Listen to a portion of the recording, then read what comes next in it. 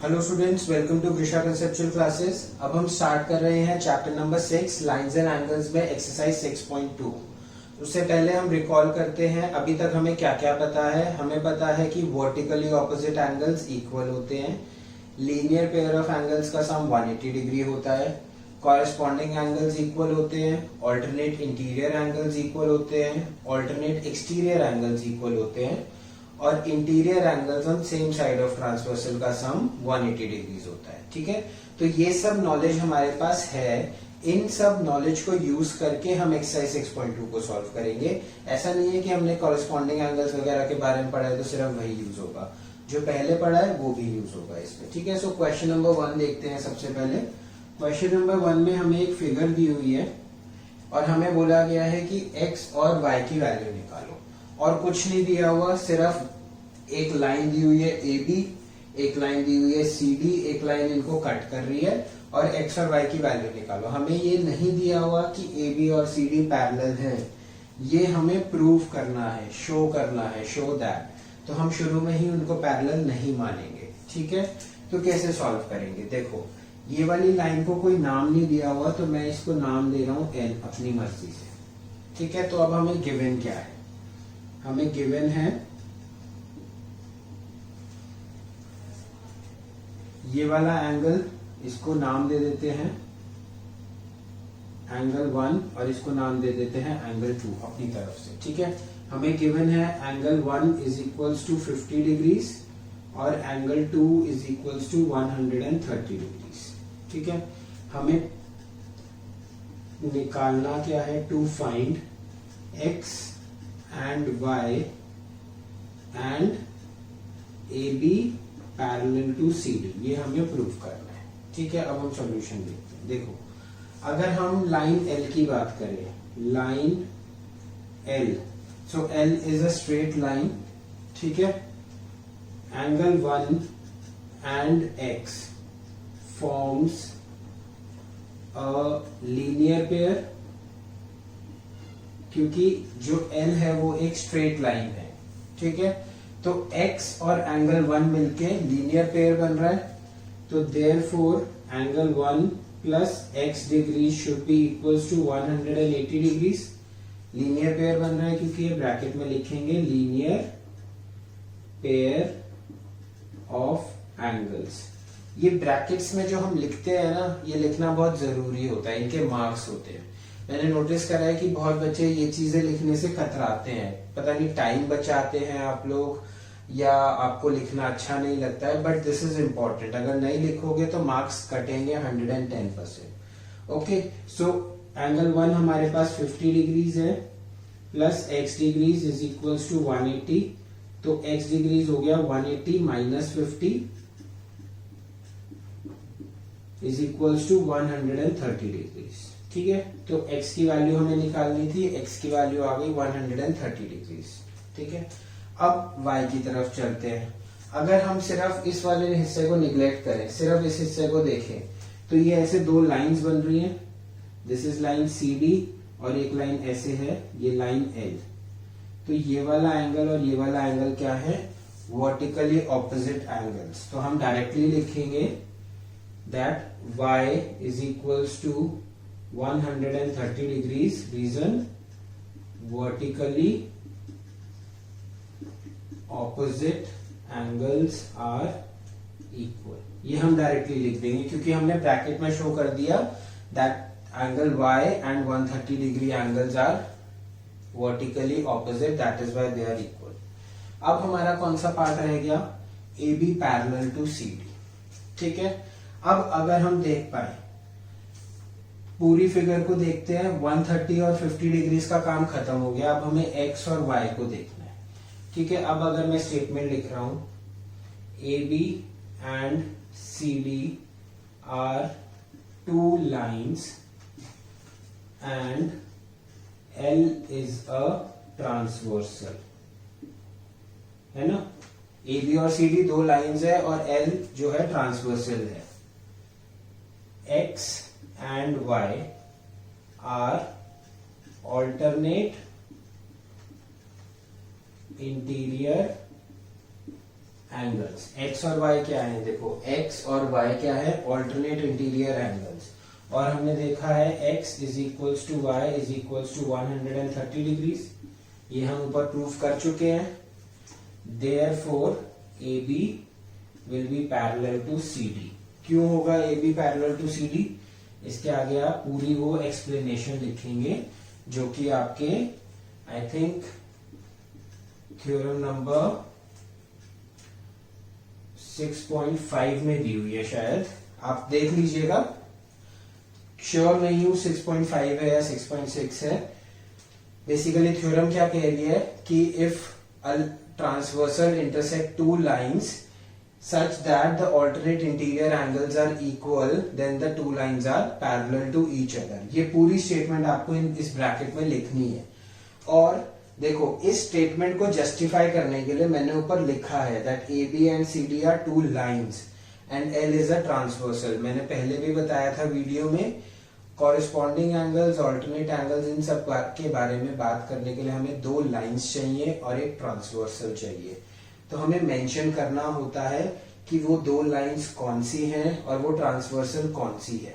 जब भी आप corresponding angles, alternate interior angles, किसी भी इस टाइप के एंगल्स की बात करेंगे, उससे पहले आपको बताना है कि दो लाइंस कौन सी है और ट्रांसवर्सल कौन सी है। ठीक है, नहीं बताओगे तो मार्क्स कटेंगे, 100% कटेंगे। Okay, so this was all about question number 1। Question number 2, इसमें क्या दिया हुआ है, that this AB is parallel to CD and CD is parallel to EF। उसके अलावा Y और Z के बीच में हमें रेशो दिया हुआ है, हमें X की वैल्यू निकालनी है, रेशो नहीं वैल्यू निकालनी है। सबसे पहले मैं इस रेशो के बारे में बात करना चाहूंगा, बहुत से लोग इसमें कंफ्यूज होते हैं। Y रेशो Z मतलब Y upon Z is equals to 3/7। इसका मतलब ये बिल्कुल नहीं होता कि Y की वैल्यू 3 है और Z की वैल्यू 7 है, ये मतलब इसका नहीं है। y अपॉन z की वैल्यू 3/7 है। y की वैल्यू 30 भी हो सकती है और z की वैल्यू 70। तो अगर हम 30 अपॉन 70 करते हैं तो क्या आता है, 3/7। इसी तरह से y की वैल्यू 9 हो सकती है और z की वैल्यू 21 हो सकती है। अगर हम 9 अपॉन 21 करें तो क्या आता है, 3/7। ठीक है, तो वी आर नॉट श्योर कि y और z की वैल्यू क्या है, तो इसीलिए हम क्या करते हैं, हम इसके आगे a से मल्टीप्लाई कर रहे हैं और इसके आगे भी a से मल्टीप्लाई कर रहे हैं। ठीक है, क्योंकि a और a आपस में कैंसिल हो जाएंगे। तो हम ये कह सकते हैं दैट, इसको मैं रब कर देता हूं, हम ये अज्यूम कर सकते हैं let y is equals to 3a and z is equals to 7a। x भी ले सकते थे लेकिन यहाँ x हमें क्वेश्चन में दिया हुआ है, इसीलिए हम उसे अज्यूम नहीं कर रहे। ठीक है, y इज इक्वल्स टू 3 है और z इज इक्वल्स टू 7 है, इसकी वैल्यू है, जहां पर a कोई भी एक नंबर हो सकता है, कुछ भी हो सकता है, रियल नंबर कोई भी हो सकता है। ठीक है, तो अब हमें फाइंड करनी है x की वैल्यू। सबसे पहले देखो हमें गिवन क्या है वो लिखते हैं हम। हमें गिवन है that AB is parallel to CD and CD is parallel to EF. To find X, और यहां पे हमें क्या गिवन है, Y is to Z is equals to 3 is to 7। ठीक है, अब हम सॉल्यूशन करेंगे। Since AB is parallel to CD and CD is parallel to EF, therefore AB will be parallel to EF also। ये भी हमने पढ़ी थी थ्योरम, आई थिंक 6.6 में भी दिया हुआ है। थ्योरम 6.6 में क्या बोला गया है कि lines parallel to same line are parallel to each other. ठीक है, तो यहां मैं थ्योरम 6 लिख रहा हूं, लेकिन इसका मतलब ये नहीं कि आप फाइनल आंसर शीट में या टेस्ट में यहाँ थ्योरम 6 लिख देंगे, आपको ये पूरी लाइन लिखनी है, तभी सही माना जाएगा। ओके, सो अब AB जो है वो EF के पैरेलल हो गया। ठीक है, अब देखो मैं क्या कर रहा हूं, मैं एक बार ये CD लाइन को हटा देता हूं। मैंने CD लाइन को हटा दिया। ठीक है, अब अगर आप देख पा रहे हो, अब क्या दिख रहा है आपको, एक लाइन ए बी है, एक लाइन ई एफ है, और एक एंगल एक्स है और एक एंगल जेड है, ठीक है।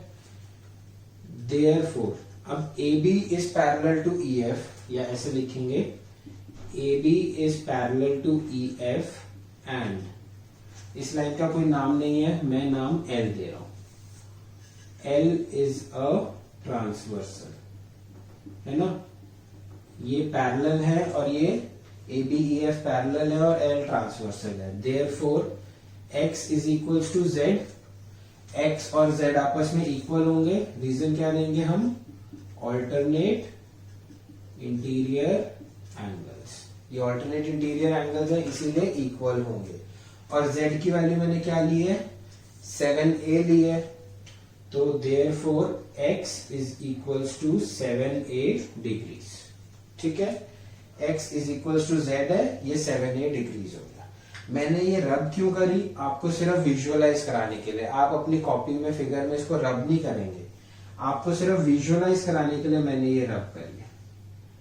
एक्चुअली में यहां पर बीच में एक लाइन है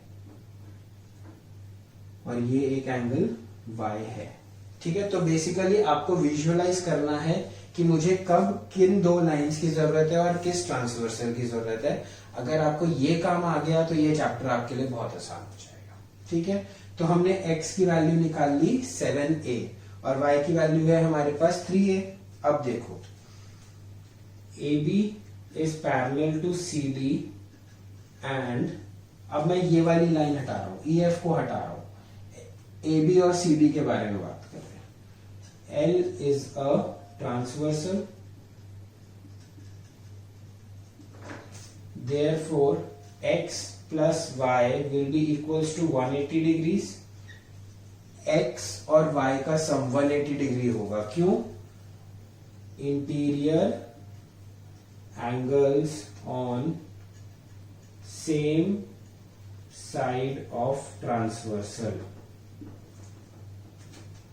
आर सप्लीमेंट्री, राइट। थ्योरम 6.4 है आई थिंक, ठीक है। So interior angles on same side of the transversal है x और y, तो इनका सम 180 डिग्री होगा। अब हम वैल्यूज पुट करेंगे, x की वैल्यू क्या है 7a, y की वैल्यू क्या है 3a is equals to 180 degrees, 10a is equals to 180 degrees, तो a is equals to 180 upon 10 that is 18 degrees. तो अभी हमारे पास a की वैल्यू आई है, रिमेंबर हमें निकालना क्या है, x की वैल्यू। तो अब हम x की वैल्यू को निकालेंगे, this means x is equal to क्या है 7 into a which is 7 into 18, 18 into 7 करेंगे कितना आएगा 126 डिग्रीज। तो x की वैल्यू कितनी हो गई 126 डिग्रीज। इसी तरह से हम y की वैल्यू भी निकाल सकते हैं, 3a मतलब 3 into 18 that will B 54 degrees, और z की वैल्यू तो हमें पता है कि x के इक्वल ही है, तो दैट विल बी 126 डिग्रीज, ठीक है। तो बेसिकली यहाँ पर a जो हमने लिया था वो एक वेरिएबल टर्म थी, और एंड में हमने उसी की वैल्यू निकाल दी 18 डिग्रीज, और हमने उसकी हेल्प से अपना एक्स वाई जेड कुछ भी, अगर यहाँ x की जगह y z भी पूछा होता तो वो भी आप निकाल सकते, ठीक है। तो इसमें हमने क्या क्या यूज करा, इसमें हमने सबसे पहले lines parallel to same line वाली थ्योरम यूज करी, फिर हमने ऑल्टरनेट इंटीरियर एंगल्स भी यूज करा, और फिर हमने interior angles on same side of transversal भी यूज करा। तो एक ही क्वेश्चन में मल्टीपल कॉन्सेप्ट यूज होंगे, और आपको विजुअलाइज करना है कब कौन सी लाइन हटानी है, कब कौन सी लाइंस को हमें देखना है, कौन सी ट्रांसवर्सल को व्यू करना है। आप लोग इतना समझ गए तो 90% चैप्टर हो जाएगा, 10% फिर आपकी प्रैक्टिस के ऊपर है। Okay, question number 3। हाँ, इसमें आगे बढ़ने से पहले मैं एक इंस्ट्रक्शन और देना चाहता हूँ। ये जो फिगर्स हम बनाते हैं व्हाइल प्रैक्टिसिंग, मैं चाहूंगा कि आप लोग सब ये फिगर्स, लाइंस और जो भी बना रहे हैं सब पेंसिल और स्केल को यूज करके बनाएं, क्योंकि हमने बहुत बार देखा है कि बच्चे जब प्रैक्टिस करते हैं तब इसको रफ बना लेते हैं, सीधा सीधा अपने फ्री हैंड से बना लिया, लेकिन जब पेपर में जाते हैं तो क्योंकि फ्री हैंड में नहीं बना सकते, मार्क्स कट जाएंगे, तो उस वक्त वो पहली बार पेंसिल और स्केल से इनको बनाने की कोशिश करते हैं, जिसमें टाइम बहुत ज्यादा वेस्ट हो जाता है, क्योंकि प्रैक्टिस नहीं है ये सब काम करने की, राइट। तो इसीलिए जब आप प्रैक्टिस कर रहे हैं तब एटलीस्ट वन टाइम, कम से कम एक बार ही इसको पेंसिल और स्केल से जरूर बनाएं। और जो आपके टेस्ट होते हैं जिनके मार्क्स फाइनल में नहीं जुड़ने हैं, उन टेस्ट में भी आप इनको पेंसिल और स्केल से बनाएं। आपकी प्रैक्टिस होगी, फाइनल एग्जाम में आपको टाइम कम वेस्ट होगा और आपको आदत पड़ जाएगी। ठीक है, अब करते हैं इसका सोल्यूशन। फिगर सबको दिख रही है, क्या क्या दिया हुआ है, ए बी और सी डी, ये दो लाइंस है आपस में पैरेलल गिवन है। ठीक है, E F is perpendicular to C D, E F जो है वो सी डी के परपेंडिकुलर है, मतलब ये वाला एंगल जो है 90 डिग्रीज है। तो हम सबसे पहले गिवन लिख लेते हैं, जो जो हमें समझ आ रहा है। गिवन में हम वो लिखते हैं जो हमें समझ आया है। A B is parallel to C D, angle F E D, angle F E D is equals to 90 degrees. ठीक है, ये समझ आया है। और क्या दिया हुआ है, angle G E D is equals to 126 degrees. ये गिवन है। फाइंड क्या करना है हमें फाइंड करना है एंगल ए जी ई, जिसको मैंने नाम दिया है एंगल 1 का। ए जी ई एंगल 1 का नाम दे दिया। Second angle G E F, इसको मैंने नाम दे दिया एंगल 2 का। जी ई एफ, ये छोटे वाला एंगल। ठीक है, और थर्ड है एंगल एफ जी ई, जिसको मैंने नाम दे दिया एंगल 3 का, एफ जी ई। ठीक है, अब इन सॉल्यूशन करेंगे। अब इन तीनों में से सबसे पहले क्या निकालना आसान है? मेरे को तो सबसे आसान ये एंगल 2 निकालना लग रहा है। सिंपली क्या करना है, एंगल जी ई डी, ये बड़े वाले एंगल में से अगर हम ये 90 डिग्री वाला एंगल माइनस कर दे तो एंगल 2 की वैल्यू आ जाएगी, राइट। कैसे दिया हुआ है, ऐसे बना हुआ है ये एंगल। ये बड़े वाला एंगल है 126 और ये छोटे वाला एंगल है 90 डिग्री, तो ये वाला एंगल बचा। तो सिंपली सबसे पहले ये निकाल लेते हैं हम। Angle 2 is equals to angle G E D minus angle F E D. तो angle 2 is equals to 126 degrees minus 90 degrees, ये आ गया आपका 36 डिग्रीज। एंगल 2 की जगह अब हम लिख देंगे एंगल जी ई एफ, क्योंकि अब हम फाइनल आंसर लिख रहे हैं। मैंने पहले भी बताया हुआ, फाइनल आंसर हम क्वेश्चन की लैंग्वेज में लिखते हैं। Angle 2 is equals to 36 degree पर नहीं छोड़ेंगे, angle G E F is equals to 36 degree. तो हमारा ये वाला पार्ट हो गया, वेरी इजी। अब हमें करना है या तो एंगल 1 या एंगल 3। उसके लिए थोड़ी सी फिर से इमेजिनेशन की जरूरत है। ठीक है, मैं इमेजिन कराता हूं आपको अलग से फिगर बना के, लेकिन आपको इतनी प्रैक्टिस करनी है कि अलग से फिगर बनाने की जरूरत ना पड़े। देखो, ए बी सी डी।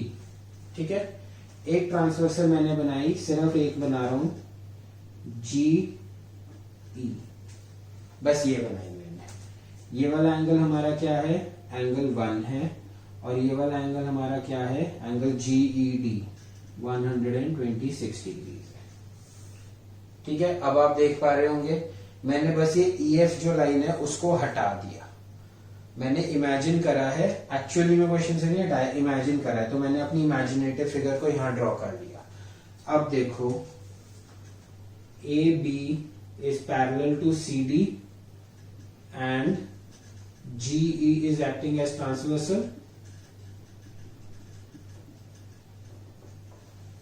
ठीक है, therefore angle 1 is equals to angle GED is equals to 126 degrees. Reason हम क्या लिखेंगे, alternate interior एंगल्स।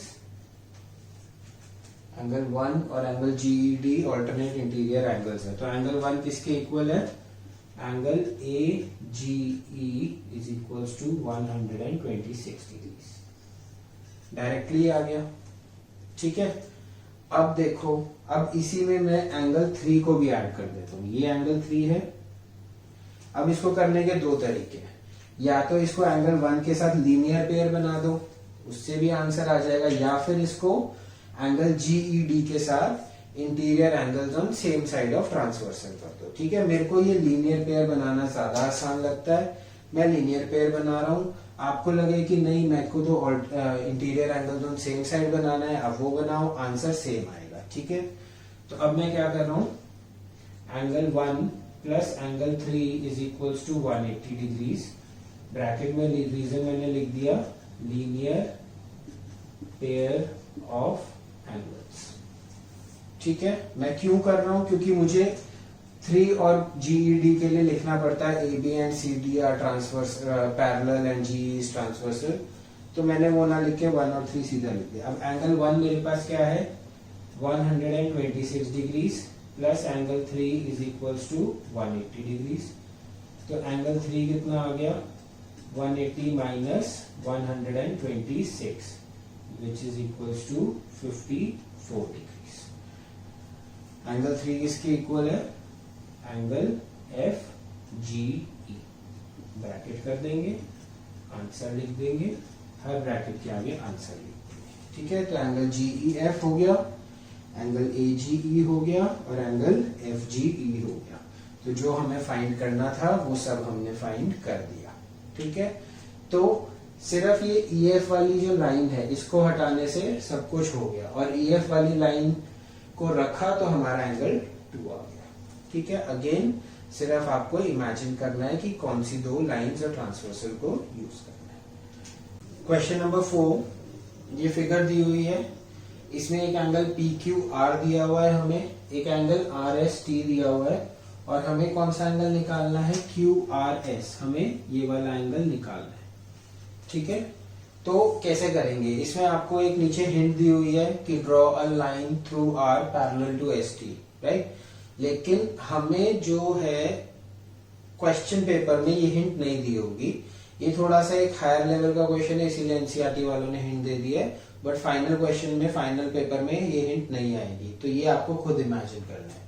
तो चलो, अभी उन लोगों ने बता दिया है, तो हम एक काम करते हैं, हम एक पैरेलल लाइन बना लेते हैं।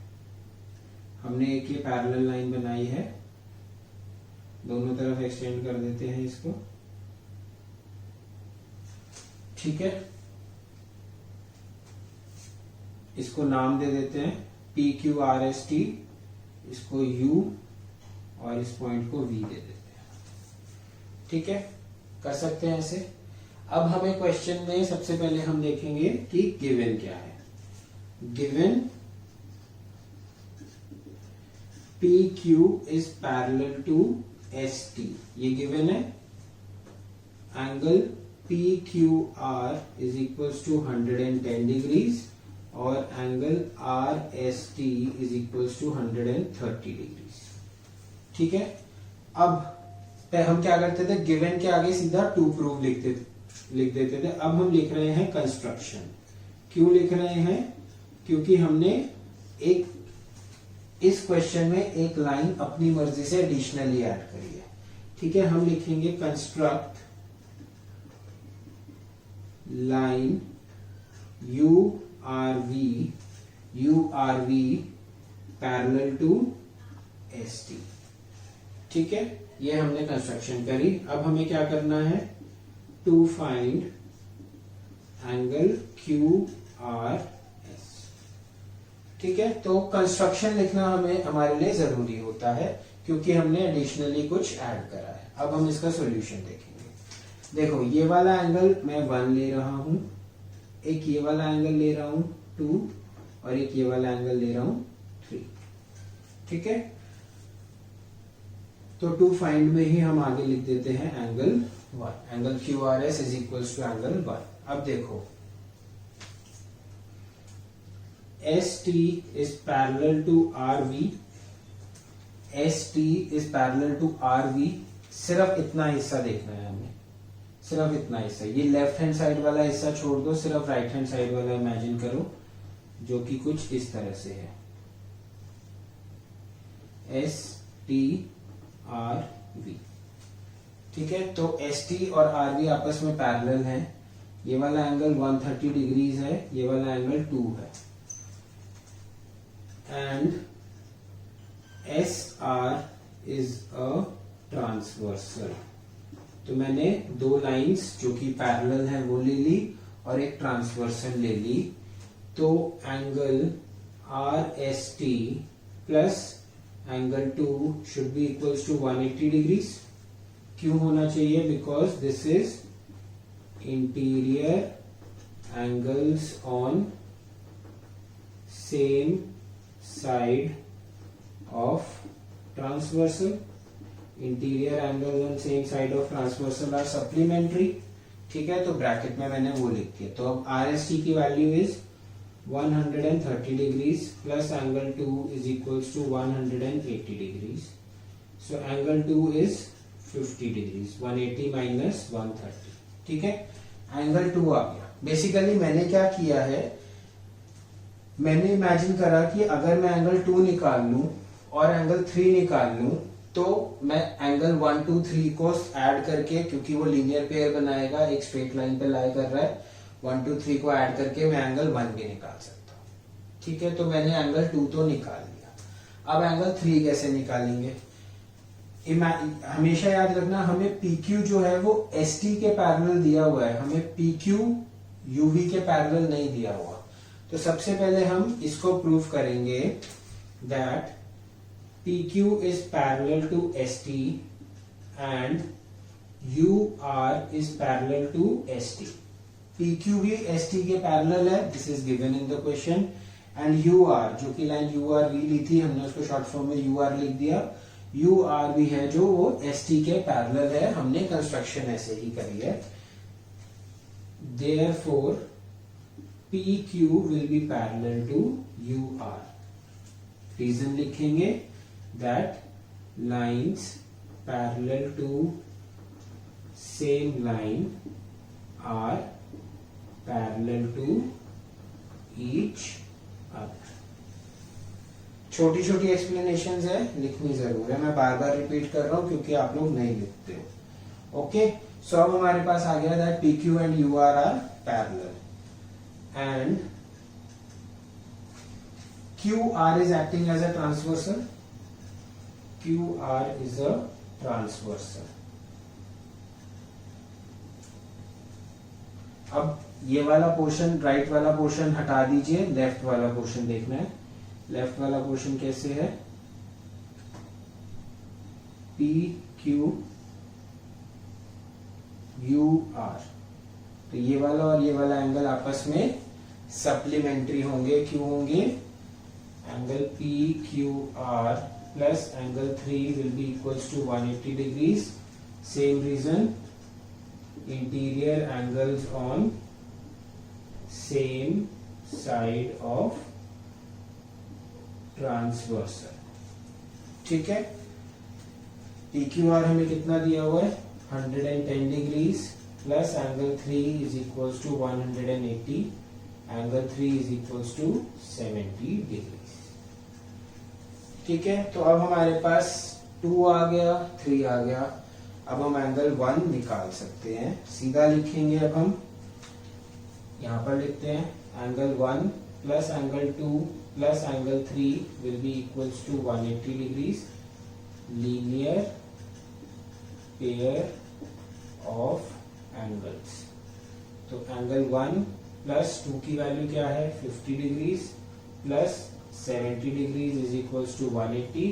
तो एंगल 1 की वैल्यू आ जाएगी 180 माइनस 120, 60 डिग्रीज। ठीक है, तो अब हम फाइनल आंसर लिख देंगे। यहाँ पे लिख रहा हूं मैं, फाइनल आंसर क्या होगा? एंगल 1 क्या है? Angle QRS is equals to 60 degrees. Final answer. ठीक है, तो हो सकता है कि अगर हम ये लाइन पैरेलल नहीं बनाते, जो कि हमें हिंट दिया हुआ था, तो हो सकता है कि हम ये क्वेश्चन कर नहीं पाते, या हमें कोई बहुत ज्यादा मुश्किल अटेम्प्ट हम करते। तो इसीलिए हमें एनसीईआरटी में दे दिया है, पेपर में नहीं देंगे, जो मैं एक्स्ट्रा क्वेश्चंस कराऊंगा उसमें नहीं देंगे। हमें खुद इमेजिन करना है कि हम क्या कंस्ट्रक्शन करें ताकि ये क्वेश्चन हमारा इजीली सॉल्व हो जाए। ये इमेजिनेशन भी हमें खुद लानी पड़ेगी। कैसे आएगी? सिर्फ और सिर्फ प्रैक्टिस से आएगी। जितने ज्यादा क्वेश्चंस प्रैक्टिस करोगे उतनी ज्यादा आपकी इमेजिनेटिव स्ट्रेंथ बेटर होगी। पहले हमने राइट साइड को इमेजिन करा, सिर्फ लेफ्ट साइड को निग्लेक्ट करा, फिर हमने लेफ्ट साइड को इमेजिन करके राइट साइड निग्लेक्ट करा, तो हमारा क्वेश्चन सॉल्व हो गया।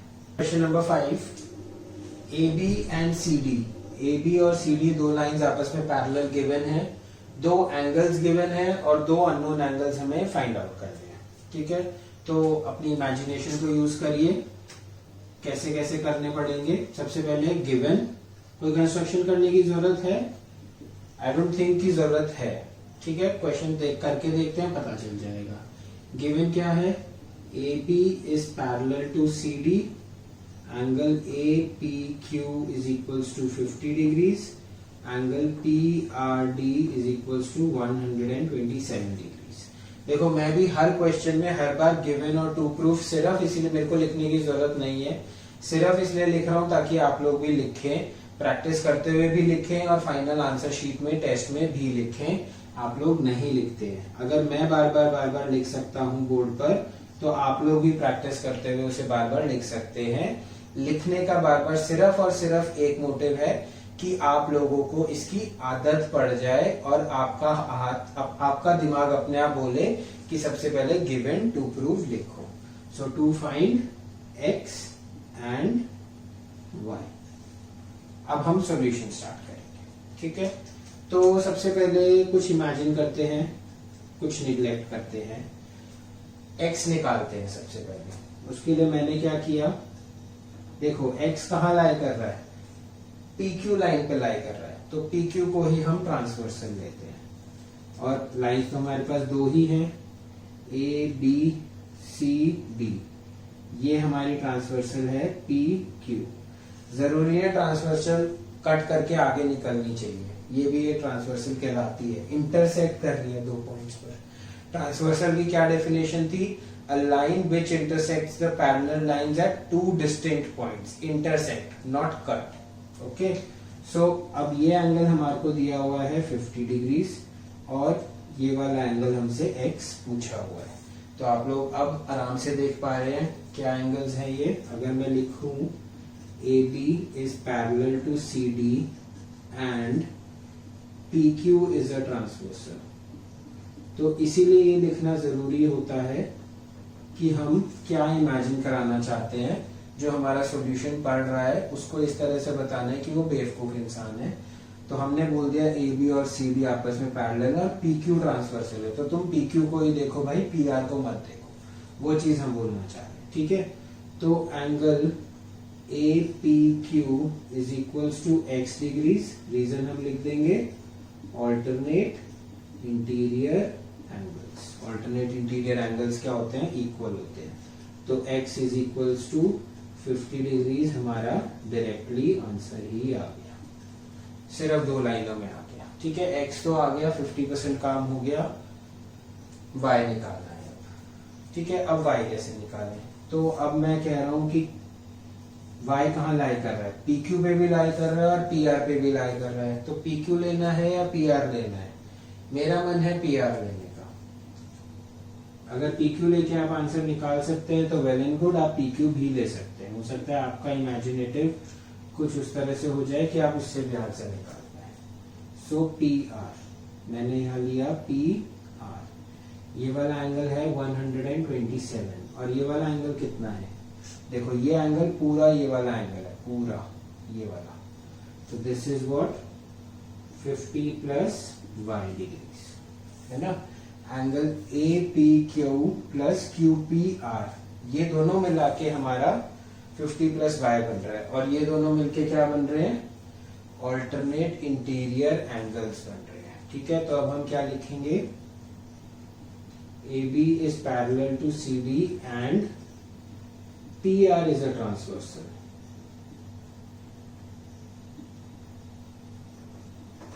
ठीक है, तो angle APQ plus y is equals to angle PRD। क्यों? Alternate interior angles. ठीक है, तो APQ कितना है 50 plus y is equals to 127, तो y is equals to 127 degrees minus 50 degrees which is equals to 77 degrees. तो y की वैल्यू आ गई 77 डिग्रीज। ठीक है, आप देखेंगे जब हम और आगे पढ़ेंगे नेक्स्ट एक्सरसाइज पर चलेंगे, एंगल सम प्रॉपर्टी जो ट्राइंगल्स की होती है उसमें देखेंगे कि इसी क्वेश्चन को, सेम क्वेश्चन को हम कुछ एक थ्योरम प्रूव करने के लिए भी यूज करेंगे। वो जब नेक्स्ट कराऊंगा नेक्स्ट वीडियो में तब वो समझाऊंगा और आप इंटर रिलेट भी कर पाएंगे। तब तक आपको ये क्वेश्चन समझ में आ जाना चाहिए। इस क्वेश्चन को करने के और भी तरीके हैं, वो भी आप यूज कर सकते हैं, जरूरी नहीं है मैंने ये बताया है तो यही फॉलो करना है। अगर आप y को किसी और तरह से y की वैल्यू फाइंड आउट कर सकते हैं, जैसे कि आप ये वाला एंगल निकाल सकते हैं, एंगल RP भी ये वाला एंगल निकाल दे और ये वाला angle plus y angle will be supplementary with x angle. तो लॉजिक किसी भी तरह से जा सकता है, थोड़ा सा लेंदी हो जाएगा बट लॉजिकली करेक्ट होगा, आंसर भी करेक्ट निकलेगा। तो एक क्वेश्चन को सॉल्व करने के मल्टीपल मेथड्स कर सकते हैं, हो सकते हैं, गलत नहीं होगा। Use your imagination. Question number 6, इसमें हमें क्या दिया हुआ है, दो मिरर्स दिए हुए हैं PQ एंड RS। ठीक है, मिरर्स को एक दूसरे के पैरेलल रखा हुआ है। उन्होंने बोला कि पहले हमने एक रे AB को मूव करा जो कि PQ मिरर से रिफ्लेक्ट होके BC के पाथ के अलॉन्ग आ गई। ये मिरर C पॉइंट पे RS मिरर से रिफ्लेक्ट होके वापस से इधर चली गई। हमें क्या प्रूव करना है कि जो AB और CD हैं, ये वाली रे और ये वाली रे आपस में पैरेलल है। तो सबसे पहली चीज जो हमने पढ़ा है, कोई भी दो लाइंस या रेज आपस में पैरेलल कब होती हैं, जब उनके या तो कॉरेस्पॉन्डिंग एंगल्स इक्वल होते हैं या ऑल्टरनेट इंटीरियर एंगल्स इक्वल होते हैं। ठीक है, तो इसमें हमें या तो कॉरेस्पॉन्डिंग एंगल्स फाइंड आउट करके उन्हें इक्वल प्रूव करना है या ऑल्टरनेट एंगल्स को इक्वल प्रूव करना है। ठीक है, इस क्वेश्चन में थोड़ी सी साइंस यूज हो रही है और थोड़ी सी मैथ्स यूज हो रही है। साइंस में हमने क्या पढ़ा है, जो मिरर से पॉइंट ऑफ इंटरसेक्शन होता है रे का, वहां पर हम एक नॉर्मल ड्रॉ करते हैं। नॉर्मल मतलब परपेंडिकुलर। इसको मैं नाम दे रहा हूं BM और इसी तरह से यहां पर एक परपेंडिकुलर लाइन ड्रॉ कर रहा हूं, इसको मैं नाम दे रहा हूं CN। ठीक है, अब इस वाले एंगल को हम क्या बोलते हैं, angle of incidence, that is I। Okay, तो इसको एंगल I को मैं बोल रहा हूं 1 और इसको क्या बोलते हैं, एंगल ऑफ रिफ्लेक्शन, नाम दे रहा हूं 2। इसी तरह से सेकेंड मिरर के लिए एंगल ऑफ इंसिडेंस क्या होगा 3 और एंगल ऑफ रिफ्लेक्शन क्या होगा 4। ये आपने साइंस में पढ़ा होगा, नहीं पढ़ा होगा तो आगे पढ़ोगे। जब भी कोई मिरर होता है, अगर ये एक मिरर है, ठीक है, ये इसका पॉलिश सरफेस है और ये इसका रिफ्लेक्टिंग सरफेस है, अगर इसके ऊपर कोई रे इस तरह से आ रही है और सपोज ये वाली लाइन इसके परपेंडिकुलर है, ये वाला एंगल ऑफ इंसिडेंस है, तो ये रे ऐसे रिफ्लेक्ट हो जाएगी वापस एक एंगल पर which is called angle of reflection, और एंगल ऑफ इंसिडेंस और एंगल ऑफ रिफ्लेक्शन आपस में इक्वल होते हैं। ठीक है, तो इसी कॉन्सेप्ट को हम यहाँ पर यूज करेंगे, दैट एंगल ऑफ इंसिडेंस और एंगल ऑफ रिफ्लेक्शन आपस में इक्वल होते हैं। सॉल्यूशन करेंगे, गिवन लिखेंगे। गिवन क्या है, PQ is parallel to RS।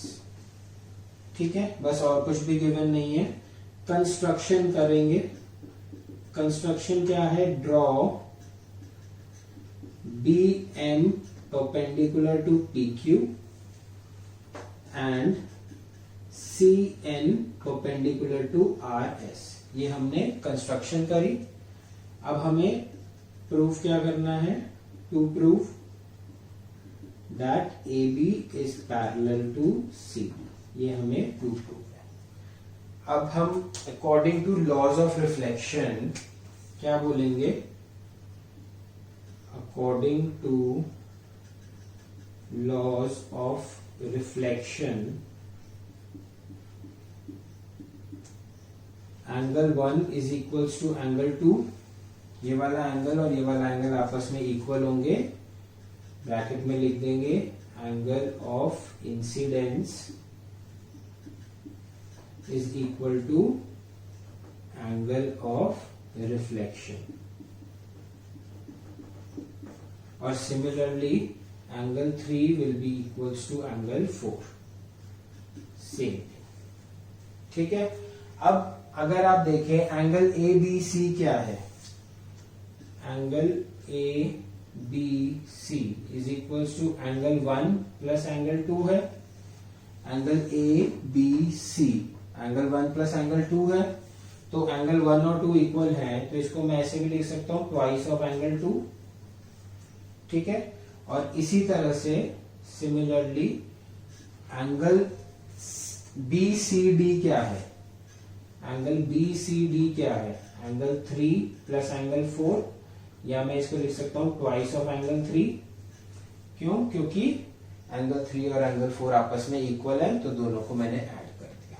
ठीक है, यहां तक कोई क्लियर? तो देखो एंगल 1 प्लस एंगल 2 और एंगल 3 प्लस एंगल 4, अगर मैं इन दोनों को इक्वल प्रूफ कर दूं तो ए बी और सी डी आपस में पैरेलल हो जाएंगे। कैसे हो जाएंगे, इसको रब करते हैं। देखो ए बी टेढ़ी लाइन है, इसीलिए हो सकता है आपको समझ ना आ रहा हो, मैं इसको ऐसे बना के देखता हूं। ए बी को मैंने ऐसे सीधा कर दिया, बी सी लाइन जो है वो ऐसे है, और सी डी लाइन जो है वो ऐसे है। ठीक है, अगर ये वाला एंगल ए बी सी जो है वो एंगल बी सी डी के इक्वल हो जाए, तो क्या ये ऑल्टरनेट इंटीरियर एंगल्स नहीं हो जाएंगे?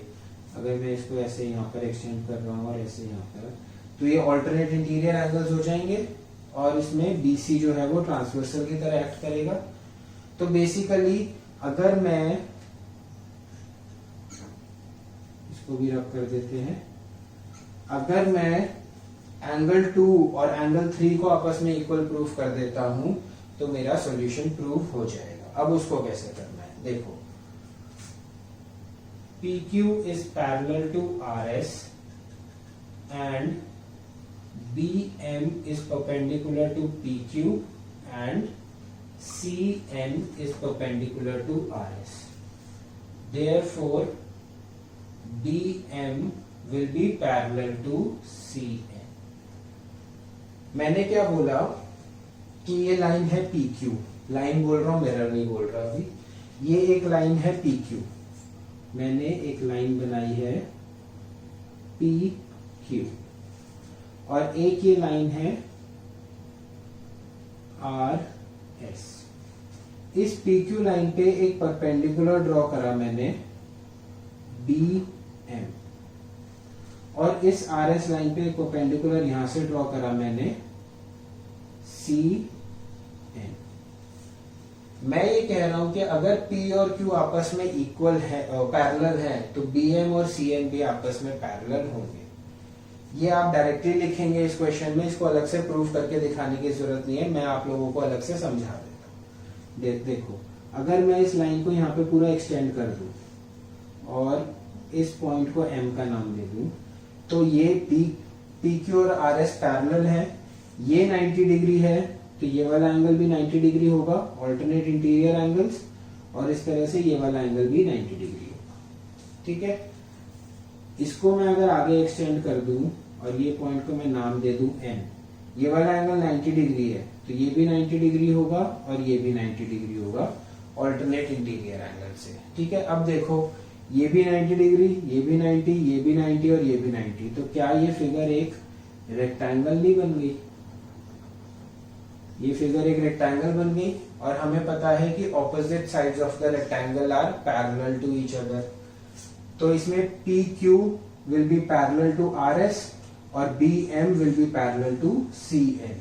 ठीक है, तो इस रिजल्ट को हम डायरेक्टली यूज कर रहे हैं कि अगर हमें PQ और RS पैरेलल गिवन है और BM उस पर परपेंडिकुलर है PQ पर, CN परपेंडिकुलर है RS पर, तो BM और CN भी आपस में पैरेलल होंगे। इस चीज को मैंने डायरेक्टली यूज कर लिया। यहां पर आप इसको देख सकते हैं, हमने इसको एक्सटेंड करा, ये एंगल 90, ये एंगल 90, ये वाला एंगल भी 90, ये वाला एंगल भी 90, क्योंकि ये परपेंडिकुलर है। चारों एंगल्स अगर 90 होते हैं तो वो फिगर या तो स्क्वायर होती है या रेक्टेंगल होती है, और स्क्वायर या रेक्टेंगल में ऑपोजिट साइड्स एक दूसरे के पैरेलल होती हैं, ये उसकी प्रॉपर्टी है। ठीक है, ये हो गया। अब इसको यूज कैसे करेंगे, देखो BM एक लाइन है इस तरह से, BM एक लाइन ऐसे जा रही है BC, और एक लाइन ऐसे है CN। अगर हम कहें BM and CN are parallel and BC is a transversal, imagine करने की कोशिश करो, BM और CN आपस में पैरेलल है और BC ट्रांसवर्सल है, तो ये वाला एंगल और ये वाला एंगल, ये Z बन रहा है एक तरह का।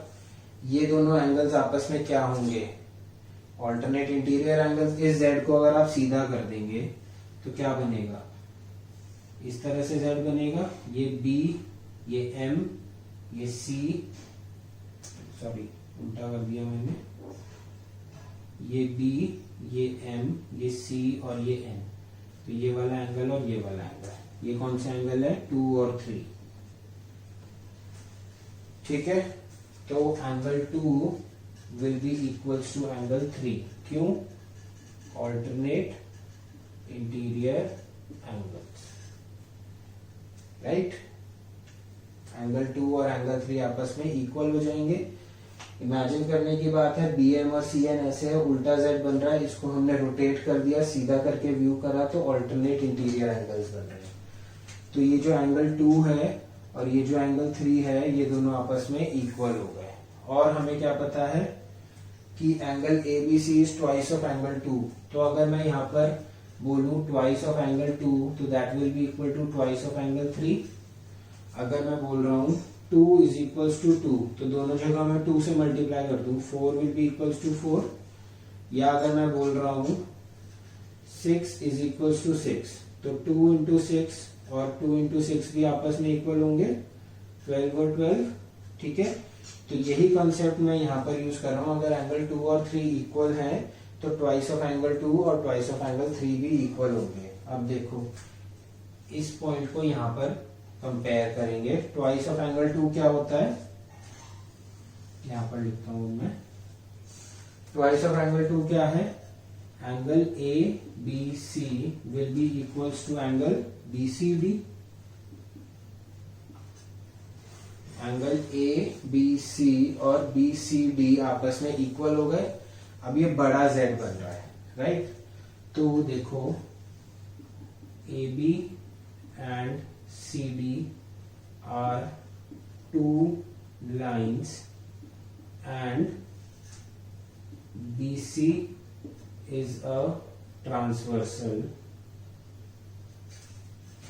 तो angle ABC and angle BCD are alternate interior angles.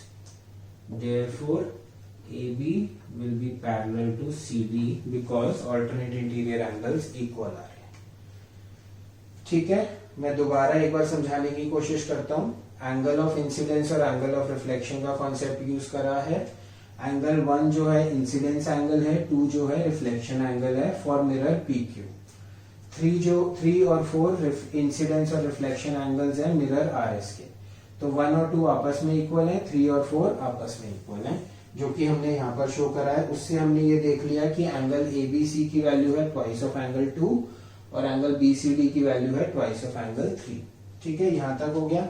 अब इस कॉन्सेप्ट रेक्टेंगल वाले कॉन्सेप्ट को यूज करके हमने ये प्रूव कर दिया कि अगर PQ और RS आपस में पैरेलल है तो उनके ऊपर जो परपेंडिकुलर लाइन बनाई है हमने BM और CN, ये भी आपस में पैरेलल होंगे। BM और CN भी आपस में पैरेलल हमने कर दिए।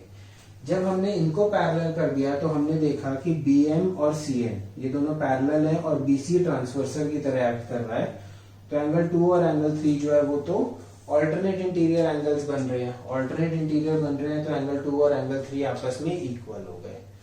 जब एंगल 2 और 3 इक्वल हो गए तो एंगल ABC और एंगल BCD मतलब 1+2 और 3+4 भी आपस में इक्वल हो गए।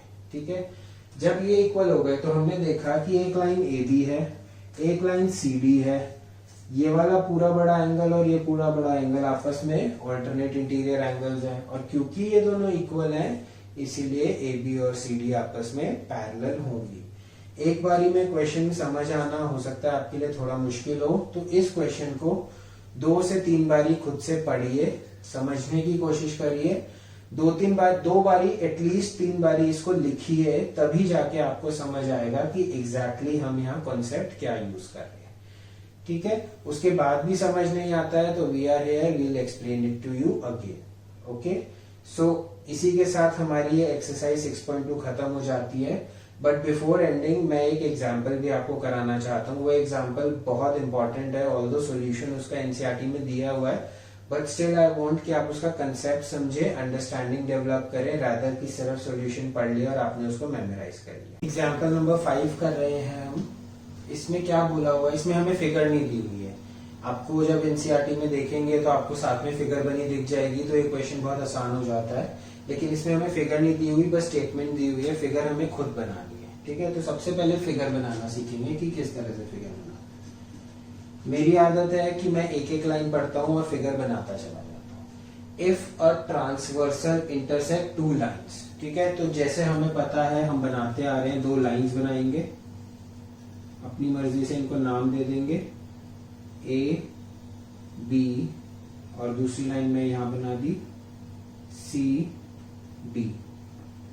2 लाइंस है और हमें क्या बोला हुआ है कि एक ट्रांसवर्सल है, तो एक ट्रांसवर्सल हम इस तरह से बनाते हैं, ट्रांसवर्सल एल नाम दे दिया मैंने इसे। If a transversal intersect 2 lines such that bisectors of pair of corresponding angles, तो कॉरेस्पॉन्डिंग एंगल्स कौन कौन से होंगे, ये वाला एंगल और ये वाला एंगल कॉरेस्पॉन्डिंग है, इसी तरह से ये वाला एंगल और ये वाला एंगल कॉरेस्पॉन्डिंग है, ये और ये भी कॉरेस्पॉन्डिंग है, ये और ये भी कॉरेस्पॉन्डिंग है। तो कोई भी एक कॉरेस्पॉन्डिंग पेयर ले लेंगे हम।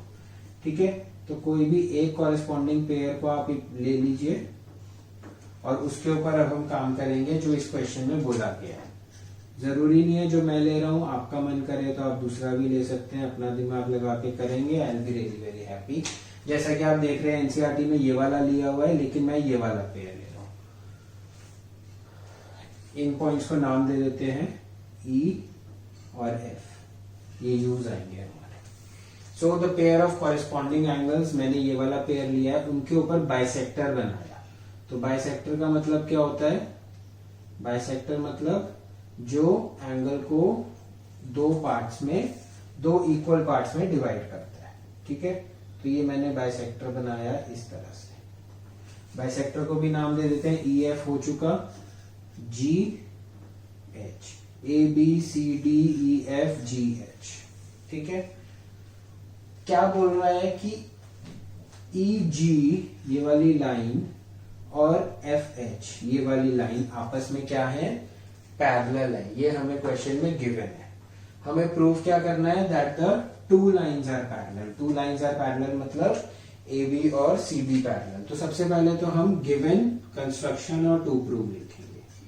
तो गिवन क्या है, क्वेश्चन से हमें क्या समझ आया, क्या गिवन है, G E is parallel to F H, ये हमें गिवन है।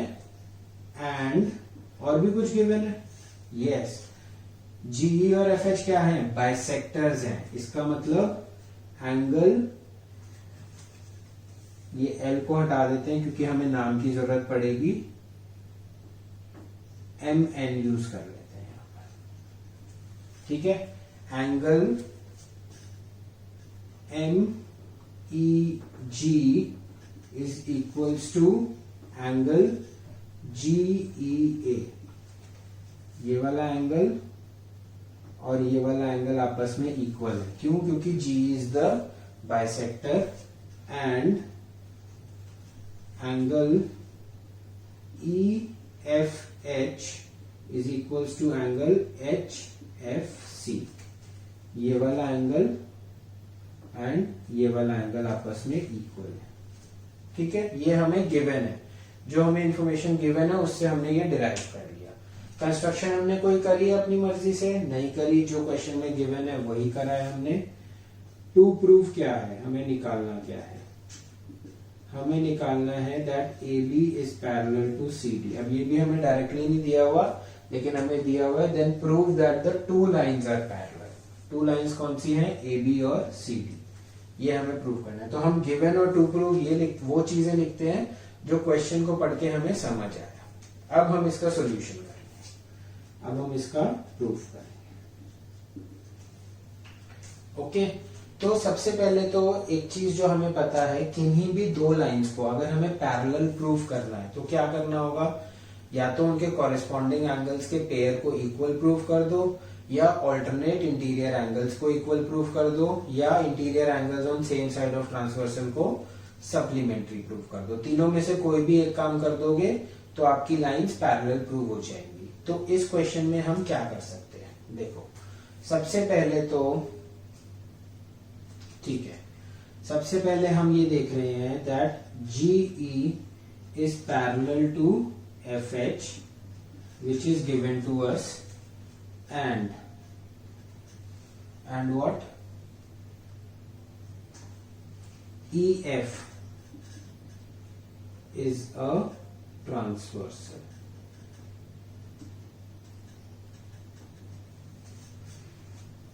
यहां पे अलग से ड्रॉ करते हैं।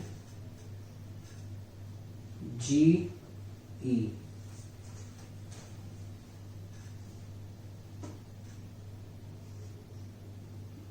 FH, सॉरी उल्टा लिख दिया मैंने, FH EF। तो GE और FH आपस में पैरेलल है। इसको मैं आगे एक्सटेंड कर दूं तो इस तरह से, ठीक है। तो ये वाला एंगल और ये वाला एंगल क्या है? कॉरेस्पॉन्डिंग एंगल्स है। मतलब angle GEM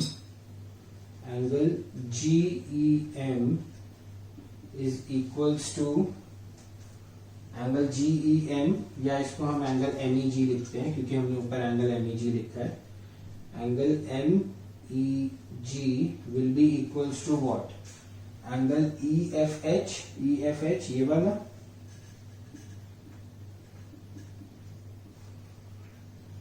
corresponding angles, right. ये वाले और ये वाला एंगल आपस में कॉरेस्पॉन्डिंग है। इस फिगर को आप थोड़ा सा सीधा करके देखेंगे तो आपको अच्छे से रियलाइज भी हो जाएगा। मैंने बाकी सारी फिगर को कट कर दिया। मैंने GE लाइन बनाई, FH बनाई और EF बनाई। EF लाइन को मैंने आगे तक एक्सटेंड कर दिया, तो मैंने देखा कि ये वाला एंगल और ये वाला एंगल आपस में कॉरेस्पॉन्डिंग एंगल्स हैं, ठीक है। अब देखो अब क्या कर रहे हैं? ये हो गया, तो इसका ट्वाइस कर देते हैं। अगर हम twice of angle MEG will be equals to twice of angle EFH, जैसे कि हमने पिछले क्वेश्चन में भी करा था। दोनों तरफ हमने 2 से मल्टीप्लाई कर दिया, तो मतलब angle MEG plus angle MEG is equals to angle EFH plus angle EFH। ऐसे भी लिख सकते हैं इसको। अब जो हमने यहां पर जो हमें गिवन था, अब हम इसको यूज करेंगे। यहां पर एंगल MEG को क्या लिख सकते हैं? GEA भी लिख सकते हैं, दोनों इक्वल हैं। तो angle MEG plus angle GEA, एक एंगल को मैंने चेंज कर दिया, is equals to angle EFH plus angle HFC, ठीक है। अब ये एंगल क्या बन रहा है? MEG ये वाला एंगल और GEA ये वाला एंगल, MEA एंगल बन रहा है। Angle MEA is equals to angle EFC, angle EFC। मतलब अगर आप देखें तो ये वाला पूरा एंगल और ये वाला पूरा एंगल आपस में इक्वल प्रूफ कर दिए हैं हमने। अब अगर हम इसको ध्यान से देखें तो AB and CD are 2 lines and Mn is a transversal such that angle MEA is equals to angle EFC are corresponding angles। अगर अब हम इसको देखें, AB एक पूरी लाइन है, यहां पर बनाता हूं अलग से छोटा सा, ये एक पूरी लाइन है AB, ये एक पूरी लाइन है CD, और ये ट्रांसवर्सल है हमारी MN, ये ट्रांसवर्सल है MN, ये पॉइंट है E, ये पॉइंट है F। तो एंगल MEA और एंगल EFC, एंगल MEA और एंगल EFC आपस में कॉरेस्पॉन्डिंग पेयर ऑफ एंगल्स हैं, और हमने प्रूव कर दिया कि ये दोनों एंगल्स आपस में इक्वल है। Therefore AB is parallel to CD। ठीक है, क्यों? क्योंकि कॉरेस्पॉन्डिंग पेयर ऑफ एंगल्स अगर इक्वल होते हैं तो दोनों लाइंस पैरेलल होती हैं। अब इसमें क्या होता है, ये क्वेश्चन तो आपका एग्जाम्पल नंबर 5 है। इसमें ट्विस्ट क्या आता है, जो यूजुअली हर स्कूल में देते हैं, आपको GE और FH ये पैरेलल देने की बजाय आपको ये बोल देंगे कि AB और CD आपस में पैरेलल है। बहुत ध्यान देना जो मैं बोल रहा हूं, और कोशिश करना कि ये क्वेश्चन मैं अलग से लिख नहीं रहा हूं, ये क्वेश्चन मैं आपको ओरली समझा रहा हूं, तो आप इसको जो मेरे समझ आ रहा है ओरली उसको खुद से लिख पाए। ठीक है, अब क्वेश्चन मैं चेंज कर रहा हूं। It is given in the question that AB is parallel to CD। Question आप लिख सकते हैं, AB is parallel to CD, MN is a transversal, EG is the bisector, FH is the bisector of these angles। ठीक है, now I want you to prove that EG is parallel to FH। मैंने question को reverse कर दिया। इस वाले question में example 5 में दिया हुआ है कि EG और FH आपस में पैरेलल है, और प्रूव करो AB और CD पैरेलल है कि नहीं। मैंने क्वेश्चन को ट्विस्ट क्या करा कि AB और CD पैरेलल है, प्रूव करो GE और FH पैरेलल है। मेथड सेम है, आप क्या करेंगे, क्योंकि AB और CD आपस में पैरेलल है, therefore angle MEA will be equal to angle EFC। ठीक है, क्यों? क्योंकि कॉरेस्पॉन्डिंग एंगल्स हो जाएंगे। अगर ये दोनों एंगल्स आपस में इक्वल हैं, तो इन दोनों एंगल्स का हाफ भी आपस में इक्वल होगा, और हाफ क्या है, एंगल MEG इसका हाफ है। क्यों? क्योंकि GE is the angle bisector, तो angle MEG will be equals to angle EFH। दोनों एंगल्स एक दूसरे के एंगल बाइसेक्टर है, इक्वल हो गए।